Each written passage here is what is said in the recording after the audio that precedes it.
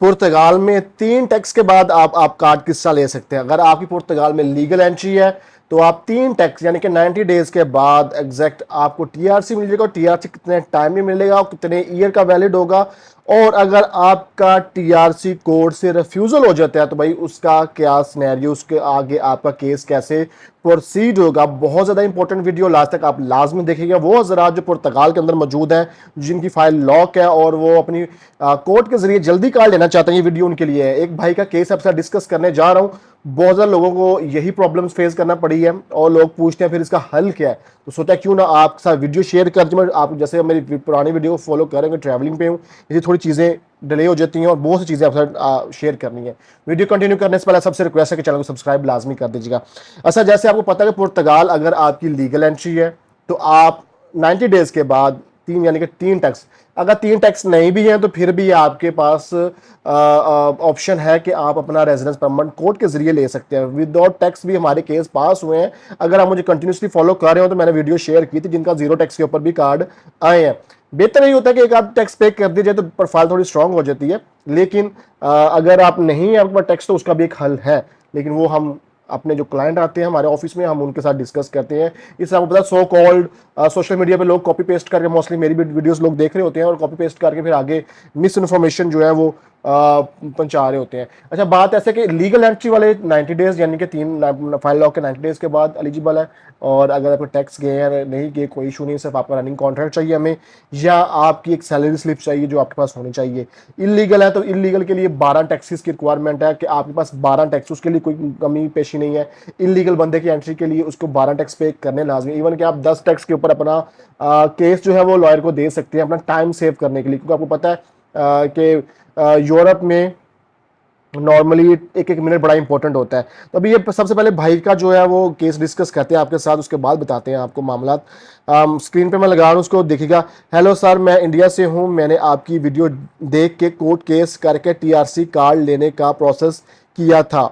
Lawyer के through case पास हो गया। भाई का केस भी पास हो गया है। मेरे फिंगर भी हो गए, फी भी पूरी ले ली। उन्होंने मेरा पीसीसी का फालता लगाया था। अब ये चीज़ पॉइंट यहाँ पे आपने ज़रा समझना है। पीसीसी का फालता लगाया, एम्बेसी वाली मांगी थी, वो अभी मेरी अंडर प्रोसेस है। पर आयमा ने 40 दिन बाद फाइनल डिसीजन लिया कि मेरी फाइल कैंसिल कर दी और मुझे मेल की कि मेल में उन्होंने कार्ड देने से इनकार कर दिया। यानी कि स्ट्रेट अवे भाई की जो फाइल है वो हो गई है रिजेक्ट। अब भाई पूछ रहे हैं, भाई ने कोर्ट केस किया, कोर्ट का केस भी पास हो गया। फिर भाई ने कहा जी उन्होंने टाइम दिया होता है, नॉर्मली 10 डेज का टाइम देते हैं।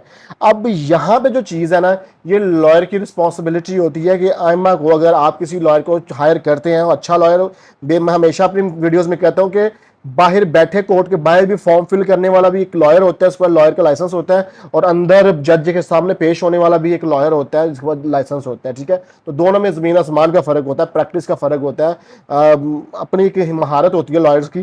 तो भाई ये लॉयर की रिस्पॉन्सिबिलिटी थी कि उसको, अगर आपकी पीसीसी रेडी नहीं थी, बहुत ज़्यादा मोस्टली जो इंडियन लोग हैं उनको ये प्रॉब्लम आ रही है पीसीसी की, कि उनकी अम्बेसी वाली, या तो लिस्बन अम्बेसी वाली पीसीसी मांगते हैं या फिर ओरिजिनल पासपोर्ट ऑफिस वाली इंडिया वाली पीसीसी मांगते हैं जो भी अपोस्टाइल होनी चाहिए। तो ये बड़ा प्रॉब्लम आ रहा है क्योंकि इंडियन एम्बेसी की अपॉइंटमेंट मिलती नहीं है, तो नॉर्मली आपको फालता मिल जाता है। अब ये लॉयर की रिस्पॉन्सिबिलिटी होती है कि उसने आपको जो मेल है वो आयमा को करे, ताकि आयमा से ज़्यादा टाइम, आयमा नॉर्मली 10 डेज का टाइम देती है। 10 डेज के अंदर, जैसे जो मेरी लॉयर्स की टीम है, हमारी टीम है, हमारे पास भी हमारे जितने भी केसेस हुए हैं, जो मेरे लोग वीडियो देखते हैं, जरा कमेंट करके बताइए क्या उनको ऐसी कोई प्रॉब्लम फेस करना नहीं पड़ी। क्योंकि लॉयर की रिस्पॉन्सिबिलिटी होती है लॉयर ऑन टाइम आयमा को रिस्पॉन्स करे। आपका अगर अपॉइंटमेंट यानी कि एम्बेसी में नहीं मिल रही, लेट हो रहा है, तो लॉयर आपका टाइम ले सकता है, आपको टाइम मजीद लेके दे सकता है। इस बाई के सिनेरियो में जो कि नॉर्मली पुर्तगाल के अंदर लॉयर क्या करते हैं, आपसे पैसे ले लिए, काम करा दिए, खली वाली बैकअप बिल्कुल नहीं आपको देते। तो हमारे काफ़ी सारे क्लाइंट हैं जिनको सेम प्रोसेस, सेम मसला हुआ था। हमने लॉयर के थ्रू मेल किया एम्मा को, प्रूफ होता है ना कि आपके पास जेन्युइन एक प्रॉब्लम है आपको, और आपकी एम्बेसी के अंदर अपॉइंटमेंट नहीं है, आपको नहीं पीसीसी मेरी, तो आपको टाइम चाहिए। आप वो सारे प्रूफ लगा कर, जो लॉयर है वो आयमा को मेल करता है कि भाई इस एप्लीकेंट को टाइम मजीद चाहिए क्योंकि ये प्रॉब्लम आ रही है। तो आयमा कोई इतना भी नहीं है कि आपको टाइम नहीं देगा तो आपकी स्टेट अवे फाइल कैंसिल कर देगा। आईमा बिल्कुल आपको टाइम देता है, आपके राइट्स हैं, ह्यूमन राइट्स हैं आपके पास बहुत ज़्यादा, ह्यूमन राइट्स की वायलेशन का अगर करते हैं तो भाई आप उनके ऊपर केस हो जाता है। तो इसलिए आईमा वाले आपको टाइम देते हैं। ये लॉयर की नालायकी है जिसने इसको ये बाई को इस तक पहुंचा दिया, यानी कि सारा बना हुआ नया खेल खराब कर दिया।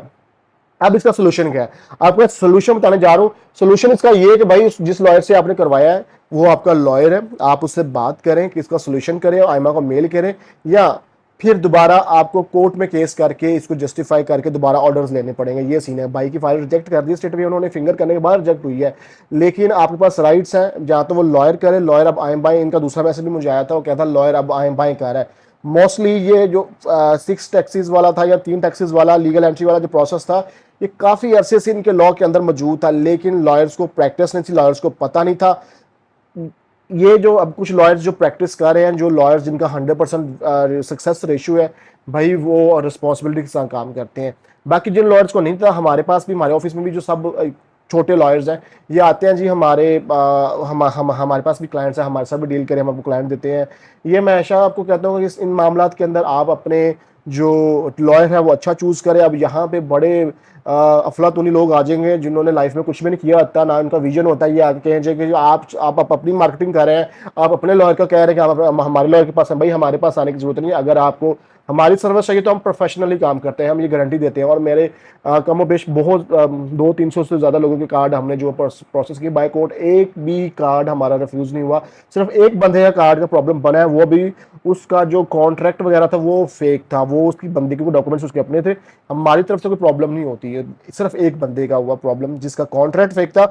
बाकी आपके पास डॉक्यूमेंट्स आपके ओरिजिनल है, हर चीज़ भी, हम पूरा बैकअप भी लॉयर्स देते हैं हमारे, और मामलात करते हैं। जरूरी नहीं कि आपने हमारे लॉयर के पास आना, लेकिन एटलीस्ट रिसर्च करके जाएं कि ये जो लॉयर जिसको हम हायर कर रहे हैं, क्या इसमें इतनी काबिलियत है कि ये किस तरह कर सकता है कि नहीं कर सकता। मोस्टली क्या होता है, लॉयर्स को अब समझ नहीं आ रही, पुर्तगाल में मैनिफेस्टो ऑफ इंटरेस्ट जो है वो बंद हो गया। तो अब लॉयर्स ने क्या किया, इन्होंने वो आटे दाल के भाव जो है ना, वो लोगों से पैसे लेना शुरू कर दिए, जिनको जो अनप्रोफेशनल लॉयर्स हैं, यानी कि कह लें कि उनकी प्रैक्टिस नहीं है उन लॉयर्स की। और वो जैसे कुछ लॉयर्स हैं वो 100-200 यूरो की मार है उनकी, वो 100-200 यूरो लेके कहते हैं जी हमने मेल कर दिया, हम लोग अब जाए।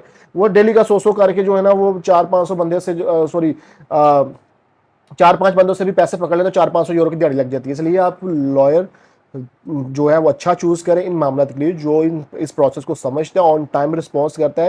ये लॉयर की रिस्पॉन्सिबिलिटी होती है। अब भाई आपकी फाइल रिजेक्ट हो चुकी है, या तो आपका लॉयर को हल कुछ भी नहीं है मेरे पॉइंट ऑफ व्यू से। ये लॉयर दोबारा आपकी पिटीशन डाल के कोर्ट के जरिए दोबारा ऑर्डर ले सकता है कि भाई ये ऐसे मामला हुआ था, तो ये बंदे का जेन्युइन प्रॉब्लम थी, इस वजह से हमारा डिले हो गया। तो ये था इसका सोल्यूशन, आपको मैंने बता दिया है। लेकिन आप भी अगर पुर्तगाल के अंदर है तो आप अपना टीआरसी जब अप्लाई करते हैं तो लॉयर बिल्कुल सोच समझ के चूज कीजिएगा। आपको जब कार्ड अप्लाई करते हैं, कुछ लोग पूछते हैं हमें कितने साल का टीआरसी मिलेगा।